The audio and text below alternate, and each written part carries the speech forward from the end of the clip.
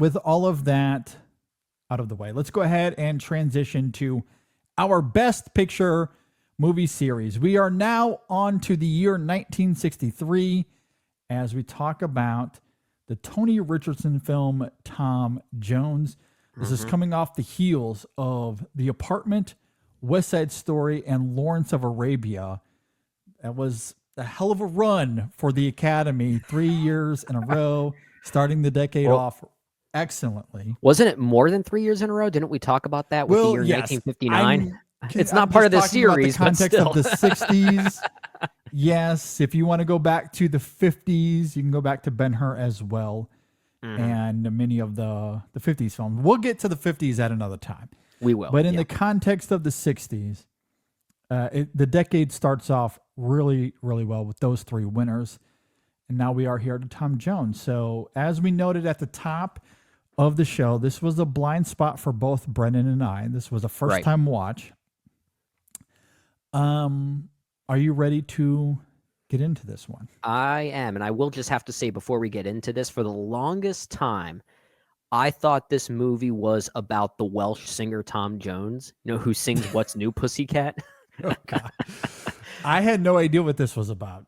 I walked into it completely blind. I knew enough about what it was based on. At least I never read the novel that it's based on, which was called what was it? The History of Tom Jones, a Foundling, by Henry Fielding, or Fielding rather. Haven't read it, but I know it's a very celebrated book from the 1700s. Yes. It's also worth noting that Tom Jones, regardless of where we sit with that, and I honestly have no idea what Brennan thinks of it, but this film did get nominated for 10 Oscars. That doesn't necessarily mean anything, as we debated this last year with Emilio Perez. Sometimes a film can be completely undeserved with its nominations, but it did get nominated for 10. It won 4, obviously Best Picture. It also won for Best Director, Adapted Screenplay, and Original Score. And it has been hailed, at least within the British film scene, as one of the best British films of the 20th century. So yeah. It has a reputation. It has a legacy. So, it has an interesting reputation. It's also one of the few Best Picture winners I can think of that's also part of the Criterion Collection. Yes, absolutely. Yeah. With that said, let's go ahead and get into this. Tom Jones. It is directed by Tony Richardson.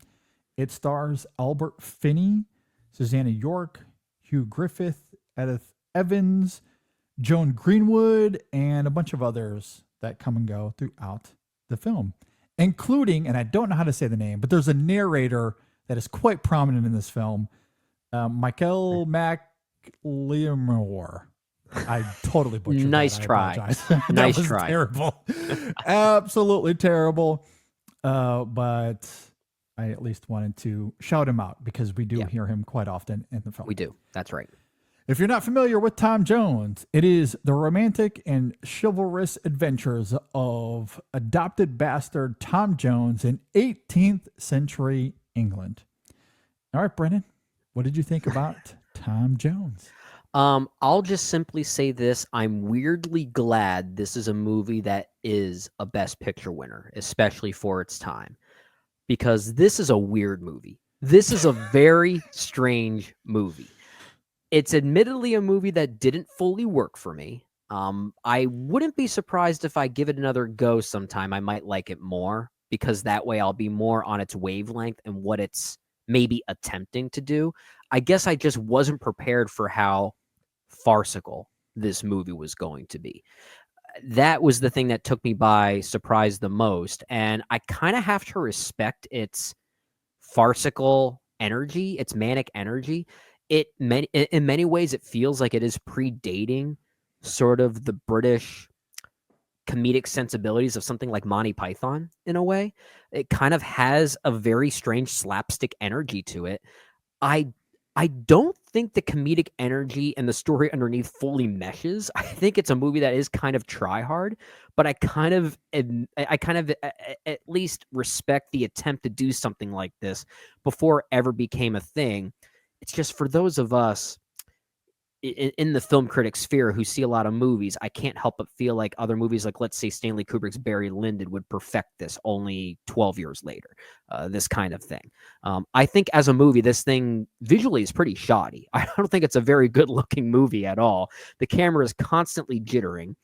And I don't think that really does the movie any favors, especially given how they're trying to focus on natural landscapes and natural lighting to capture the authenticity here. At least I think that they do. Even director Tony Richardson Mhm. has apparently said in his own autobiography he wasn't really happy with the movie. Yeah. He, Yeah. yeah, he's apparently been very adamant about Yeah. I did see the that product. quote. Yeah, he's been very adamant about the production feeling kind of rushed and him not being fully satisfied with how the final product came about. And as someone who didn't really know that history and only saw this for the first time a few days ago, I could sense issues in the production of this movie. It did feel like a slapstick affair, not just in the tonality of the movie, but in the execution of putting it together. Very, very hodgepodge, I guess is the best way to put it. Mhm. So I think it's a mess. I think at times it's pretty charming, mostly because of the actors in here, and we'll certainly talk about them, I'm sure. But I think it's a severe downgrade from the movies that we talked about already in this series. Yeah, that is exactly how I wanted to start my opening thoughts. I am not sure there has ever been a bigger downgrade in Academy history going from Lawrence of Arabia to Tom Jones. Coming off the heels of Lawrence of Arabia and even West Side Story, it's not entirely crazy as there is a bigness to Tom Jones in that it's Mhm. this sweeping adventure movie with lavish period aesthetics and production design. Simply from a craft and scope perspective, it makes a lot of sense. And clearly, that was the trend in 1963 with America, America, Cleopatra, How the West Was Won. They were all grand epics in their own right. So Yeah. the Academy at that time was clearly salivating for these kinds of movies. And Mhm. given that the last two winners were an exquisite musical and a serious biodrama, I can see why they wanted to go back to something comedic in tone. The problem is that there should be an asterisk next to Beauty and the Beast for being the first animated film for Best Picture because Mhm. Tom Jones is a cartoon.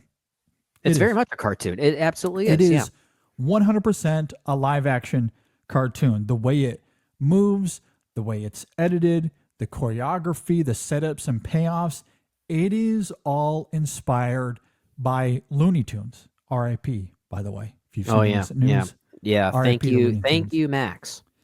Yeah, it's such a goofy Looney Tunes ass movie. Tom Jones is. Now, Mhm.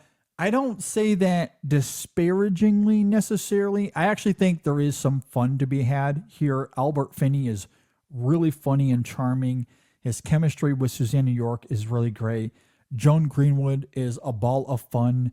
Some of Mhm. the voiceover narration is clever and amusing. The way it breaks the fourth wall is really great. Those moments come at the perfect time in the narrative. So don't get me wrong. I don't think this is the worst Best Picture winner by any stretch of the imagination. I just think it's insane that a Mhm. live action Looney Tunes movie won Best Picture. But I'm also saying this in a year where the Academy awarded a titillating romp like Honora Best Picture. And that's also very So, diverting in tone. yeah. So So what do anything's I know? possible, I guess.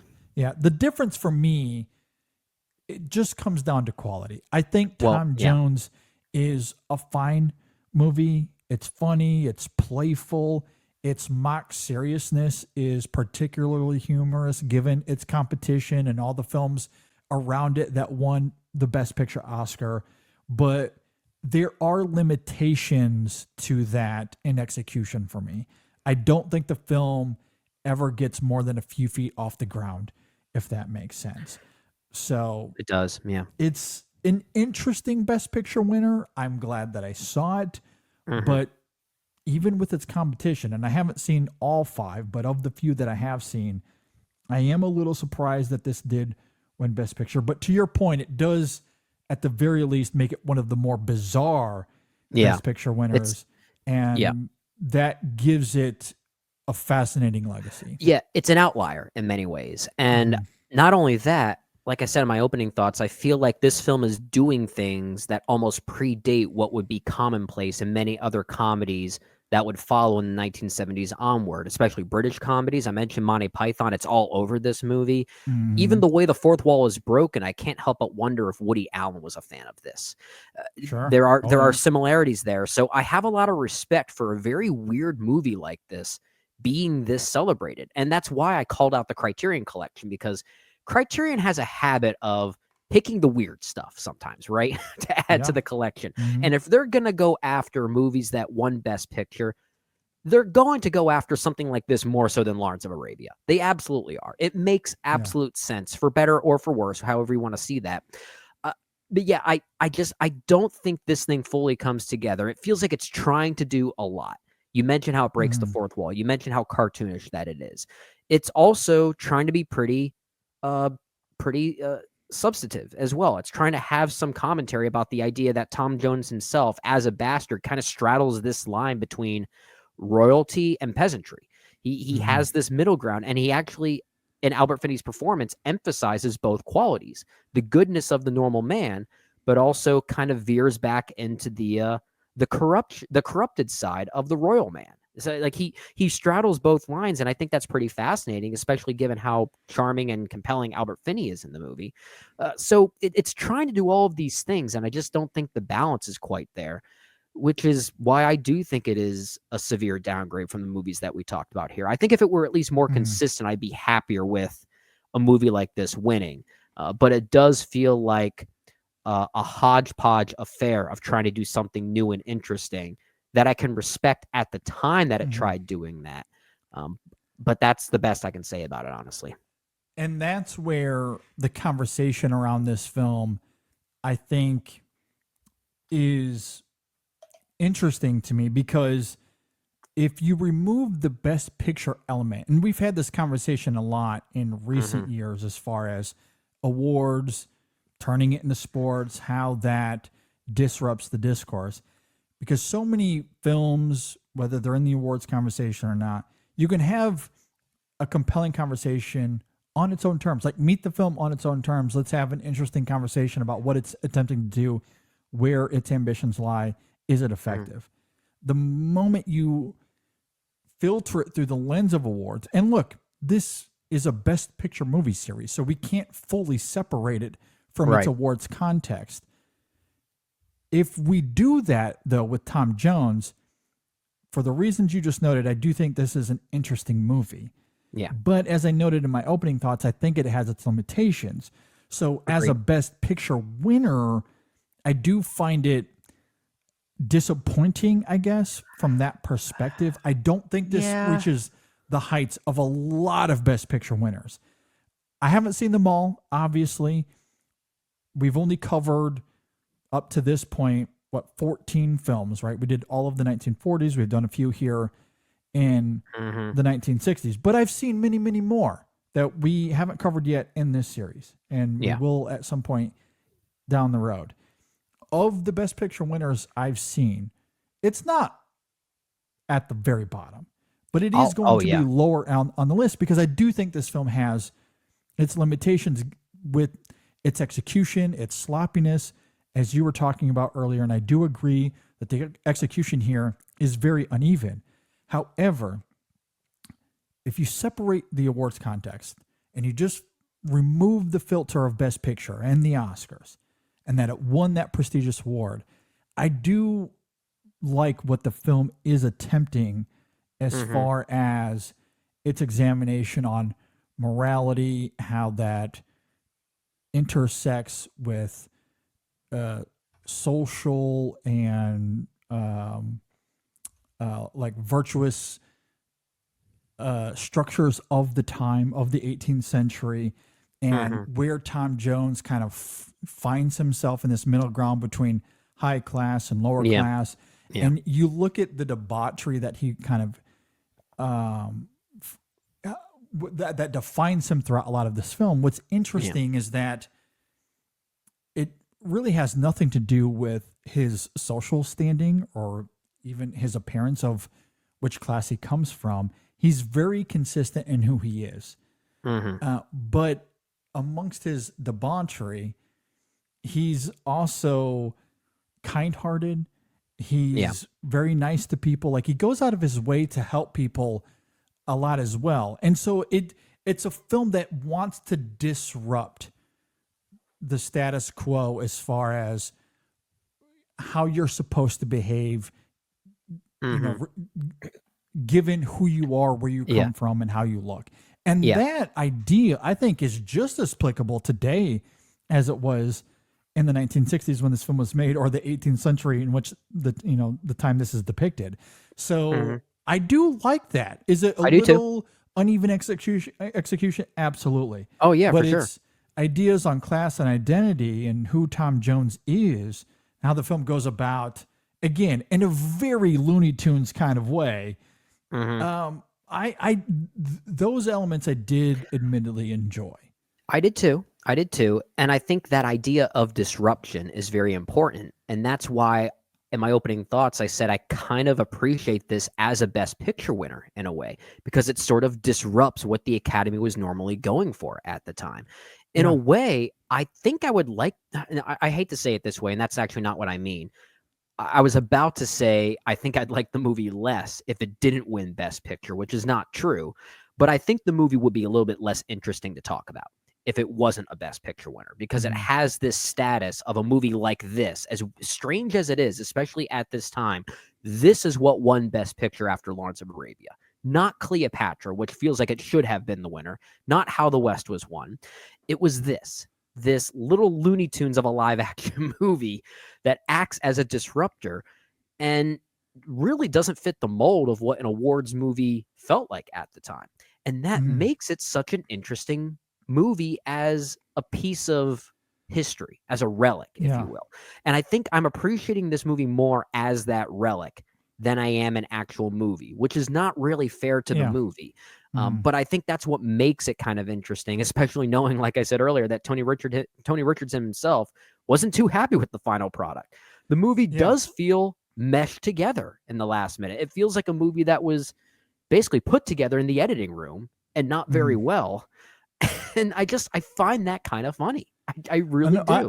I agree, and I do kind of wonder if that's why the Academy went for it, because, as I noted in my opening thoughts, the previous two winners, and I really Hmm. do wonder if this was in play for voters, because you have this exquisite musical, West Side Story. It's impeccably choreographed. The Hmm. dance numbers are revolutionary. The music is extraordinary. It's a really fun, Hmm. epic movie. And then the following year, you get Lawrence of Arabia, one of the best shot films of all time, this Hmm. grand, sweeping epic. And then here comes Tom Jones, which at its core is somewhat of a film that wants to deconstruct the seriousness of those kinds of movies. It kind of does, and that's why I made the comparison to something like Stanley Kubrick's Barry Lyndon, which is doing that Yeah. same thing, but in a very subtle way that you might not notice it, in a Mhm. more artful way. So it's not apples to apples for sure. Yes. Yeah. No, Yeah, Barry yeah. Lyndon is way more sharp and incisive in its Hmm. craft and filmmaking. Yeah. And that's like, again, I call this a cartoon. I cannot emphasize that enough. And I don't Hmm. necessarily mean that derogatory. It's kind of a fun element of the film. Again, it Hmm. has its limitations, especially if we're comparing the greatness of Best Picture winners or any kind of movie, really. But this is a live action cartoon. That is how this was crafted. It was Yeah. crafted as a silly The, yeah. Saturday morning cartoon. Yeah. There are And sequences here where characters look in the camera, breaking the fourth wall, and the movie literally freezes its frame to yes, focus on that breaking of the fourth wall, and it is So silly. It is so Yeah, silly, and it's so yeah, silly. I mean, yeah. the setups to some of these gags, the reveals of those gags, the payoffs, it functions very Looney Tunes esque. Some of the dialogue is so absurd and over the top, Uh huh. and it's goofy. I think of that moment of Tom, and I'm trying to think I think it was Mrs. Waters, and they're Hmm. having this seduction dinner scene that is admittedly very funny. The food just keeps changing. Yeah, I The love food that. keeps changing, and I love that. It's it's unspoken. so It's yeah. It's. But again, like a scene like that feels kind of familiar to me, as if it maybe set a bit of a trend of similar comedic gestures and stylings that would come later. So I Mhm. kind of have to give this film credit as a Best Picture winner for maybe spearheading a few things that would be perfected in other movies later on. Yeah. And I admire that. I really do. Well, and going back to the scene, because I also wanted to highlight part of its goofiness is the way it is edited, the way Hmm. that it is shot, and even the sound design of it. And again, you go back and you watch films of this time, and quintessentially, given that we're doing this series, you go to Lawrence Hmm. of Arabia, which is the pinnacle of cinematography, sound design, performance, all of the above. This film, Tom Jones, from a cinematography perspective, is borderline atrocious Oh, it's comparatively to, horrible. It's horrible. And I to think Lawrence that's of Arabia. purposeful. That's the It's thing. been It's well, yeah. and that's what I'm building to, because I Mhm. would also say the same thing about the sound of in this film is Oh, really sure. bad. Yeah, The it is. sound is not good. And I think those elements, to your point, is kind of purposeful. Like, and again, I go back to that seduction dinner scene, and the cinematography is greasy. It's got these incredible, almost uncomfortable close ups at Mhm. times. It does offer this discomforting sensation. And then you add in the sound design, which has these exaggerated sounds of chewing and slurping that adds a grotesqueness to the moment, but it's also funny given what the scene is trying to accomplish. So the cinematography and the sound is not good on purpose. Mhm. And that, again, just makes it this interesting relic. I don't think it makes for a good movie per se, but it does. Yeah. Again, it kind of is deconstructing the self seriousness of some of these other Best Picture winners, especially Yeah. a few kind of pre-leading it, which is maybe why they went for it at the time. I Because think it was a palate cleanser for them it in was a some ways. palate cleanser in many Yeah. ways. Yeah. Yeah. But yeah, this is clearly not a movie that's taking itself seriously, even if it does have some serious themes on its mind. I mean, Tom Jones himself, I believe it's his nephew, the character of Bliffle. Like, that's what I was about to say. Like some of the character names here, Oh it's yeah. clearly not a movie taking itself seriously. His nephew's name is Bliffle, played by David Warner, in what I believe was his first ever appearance in a movie, which is actually kind of interesting. But then his two henchmen are names what? Square and Thwackum. It's like that's pretty funny, but it's clearly an indicator that this is not meant to be taken seriously. And I think that just happened to be the thing that the Academy was going for after not even just 3 years in a row, probably 6 years in a row of huge epic Best Picture winners, because West Side Story, Lawrence of Arabia, you mentioned those. The Apartment, a bit of a smaller film, but still has a grandness to it because it is so emotionally grand. Before that was Ben-Hur. The Bridge on the River Kwai was 2 years before that. So I think they needed something like this. I Mhm. really do. Yeah, I agree. And I think that's why it feels like such an outlier of its time. Mhm. It does such a great job of just being this buffoon comedy that is really funny. And yes, it does have some captivating themes that it does Mhm. take seriously, that is interwoven into its comedic tones in a really great way, as we talked about. Like I do like how sensual the film is, There are a lot of sexual politics at play. I Yeah. don't think all of it holds up well, but it is really interesting and subversive for the most part. There's so much innuendo in the film that is really Mhm. interesting, and it's Mhm. fascinating to see how the film tries to upend itself at every single turn. Yeah. I think I mentioned earlier that Joan Greenwood is having a lot of fun in this film as Lady Ballaston. And that's an interesting moment in the film because that's a character that has a status, right? She has power over Tom, and she Mhm. uses that to entangle him in this interesting way, given his reputation and, of course, his charm and his looks. And she does it in a way that kind of twists him away from Sophie, who he's trying to pursue in this Yeah. film. And it's fascinating to see the political and social maneuverings there. That is not what you would expect of the time period, and tropes that these period dramas tend to portray. Yeah. And it again, it does it in this really fun, playful way that I really like. But again, all of that stuff has limitations for me. Like the way it's executed here has limitations for me. It doesn't have the smart or sophisticated comedic and capabilities, excuse me, that we've seen with other great No. comedies Yeah. over time, especially when I look at the next year with something like Doctor Strangelove, for example. That's a more Also, perfected example of this kind of farce, exactly I what I was going to guess. say. Yeah, yeah, it absolutely is. This movie has conviction. I will give it that. Yeah, I agree. It's very flawed conviction. I have to wonder that if it came out in any other year, even if it were the 1960s, like let's say a few years afterwards, this probably would not have won. I feel like Yeah. if hypothetically this came out after Doctor Strangelove, I don't think this movie would be celebrated as much as it is. Mm, But I think that's just the thing. It came out at the right time. at the right I time. I Yeah. do love Edith Evans in this movie. I agree with you there. She was nominated for Best Supporting Actress for it. This movie received 5 nominations for acting. Like that's insane.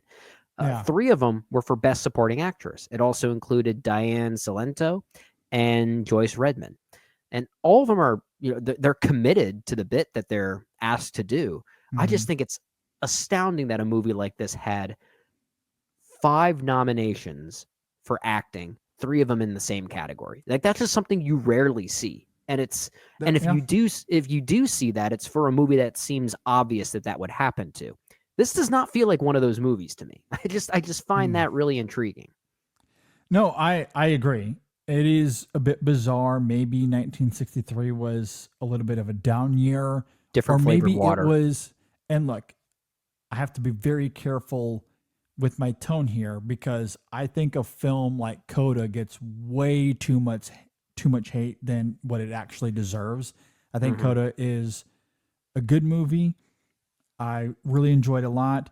And honestly, I think there's a lot to compare with Coda and Tom Jones in the sense that Sure. perhaps a lot of the criticisms that they receive have nothing to do with the film themselves, but the fact that they won Best Picture over other films that were maybe more deserving. Because I think Coda is really good. I think it's I wonderfully performed. I love what it's tackling in terms of its own themes and what it means for today's society as well. I think that is a good movie. Did it need to be a Best Picture winner? No. Did it need to be nominated for Best Picture? No. mhm. If it just lingered in the background of its year, people would have liked the film for what it was, could have enjoyed it for what it was, and all would have been forgiven. But the fact that it won Best Picture now puts it on a pedestal, and we're even seeing this with Honora a little bit in recent weeks and months as well. Mhm. It has a bullseye now, and It people yeah. love, love, love to take their shots, and it drives me crazy. This this Best Picture win for Tom Jones kind of reminds me a little bit more of when Chicago won Best Picture. a film that's also comparable in its vibrancy and its energy. One's a bit more based on its musicality than the other, but I think there's still a superficial comparison to draw there. And Chicago, Mhm. I think, is a movie that came out at the right time when people realize, oh, movie musicals can actually look like that. Okay, we're going to honor that. Mhm.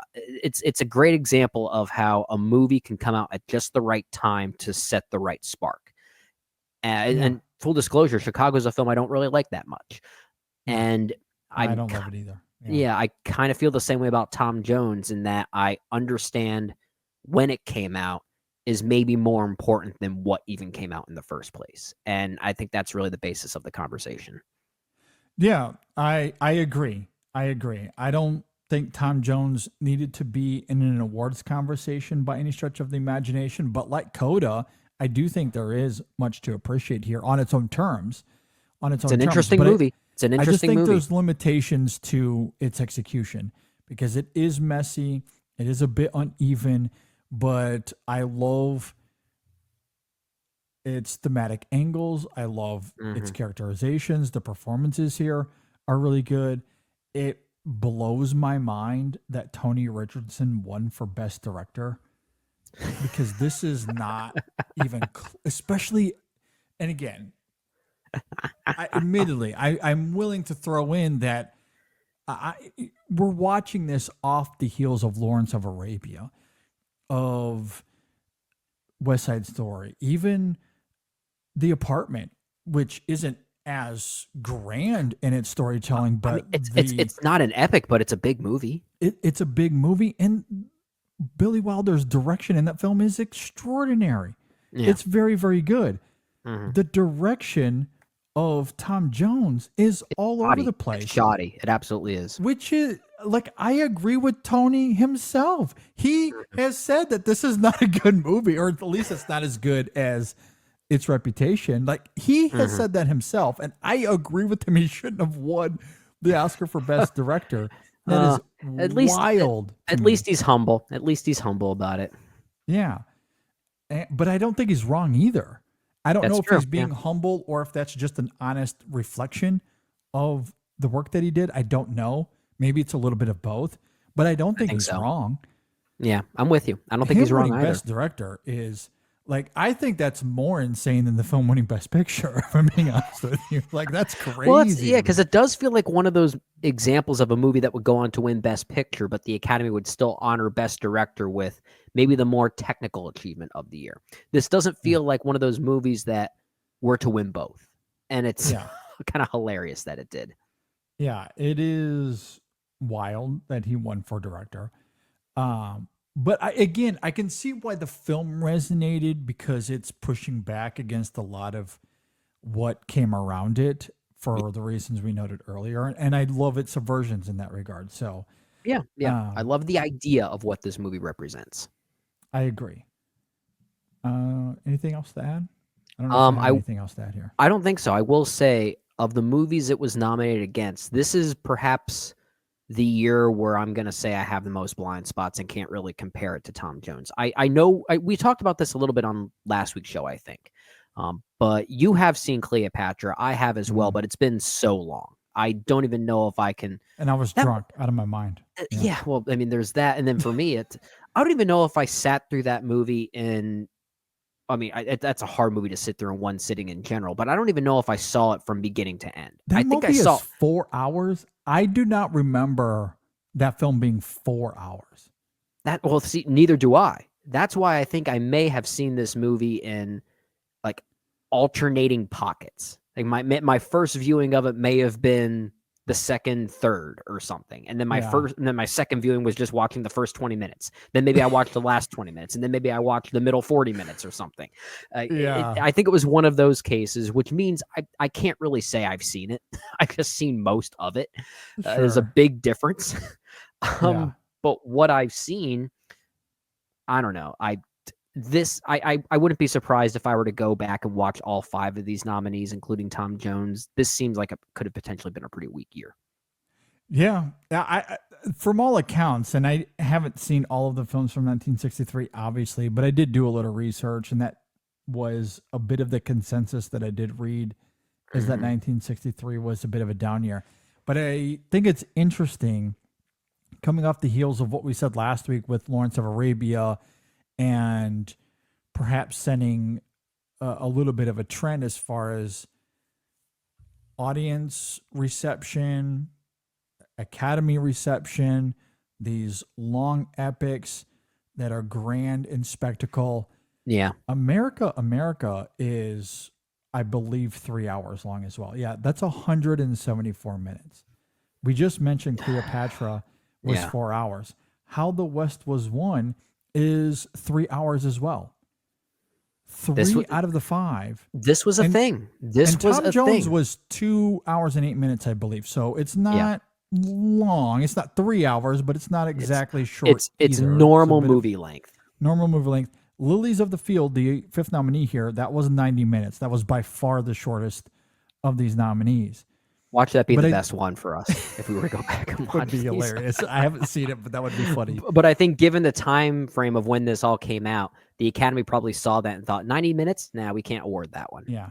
And I don't know if it's coincidence. I don't know if those films were made with Lawrence of Arabia in mind and the success and the Oscar wins that it had, and those films trying to mimic that. A lot of those films were being made as Lawrence of Arabia was winning. So it might just Right. be coincidence.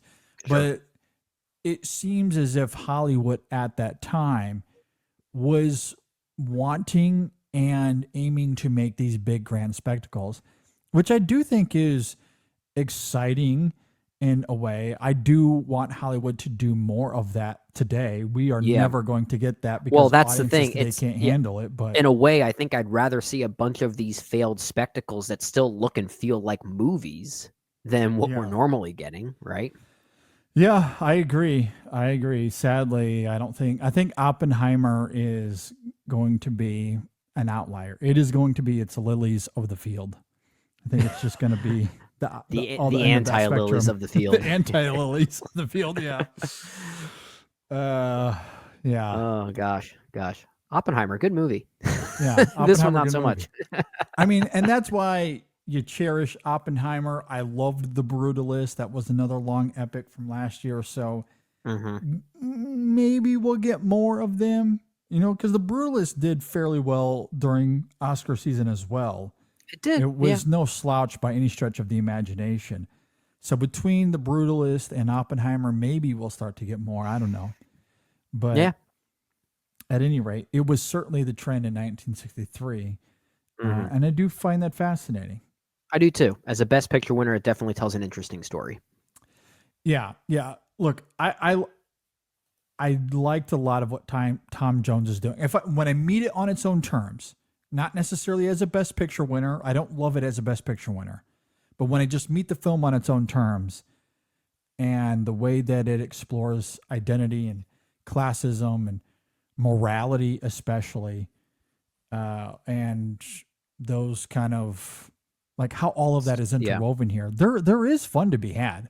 There's a lot of empathy with Tom Jones and the way he reacts, and he's caught in all of these weird situations that he doesn't always put himself in. As I noted with one character, he becomes entrapped in a lot of this as well.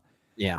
And it does a really good job of bringing sophistication to that character. The problem for me is it's always going to be the limitations. I think it's Looney Tunes aesthetic and execution is just, it's going to limit that film for me. So this is available on That's Max. the only thing. This is available on Max, and if you want to watch Looney Tunes on Max now, just watch Tom Jones instead. Just watch Tom Jones, yeah. Because it is a goofy movie.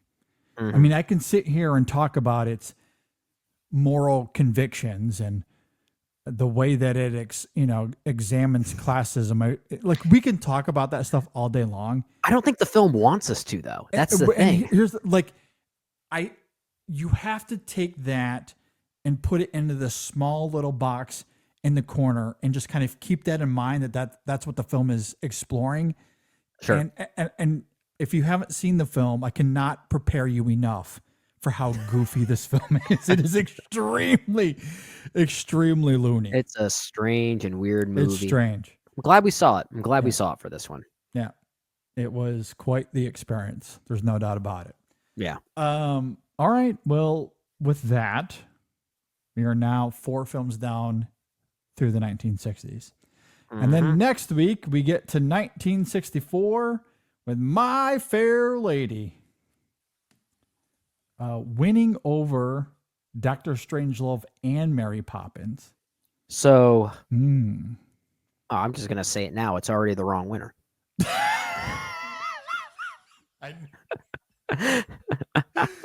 Yeah, look, My Fair Lady would have to be a grand masterpiece to beat Dr. Strangelove or Mary Poppins for me. And I don't think it's going to get to that threshold. I don't think it's going to. Nope. So, That's what I'm going to say. Nope. It's already working against itself. Well, we'll talk about it next week. We will. It's a long movie, too. It's another 3-hour movie. Oh, yeah. So be prepared. Another long epic. We should have thought about that before picking the 1960s for this next series here.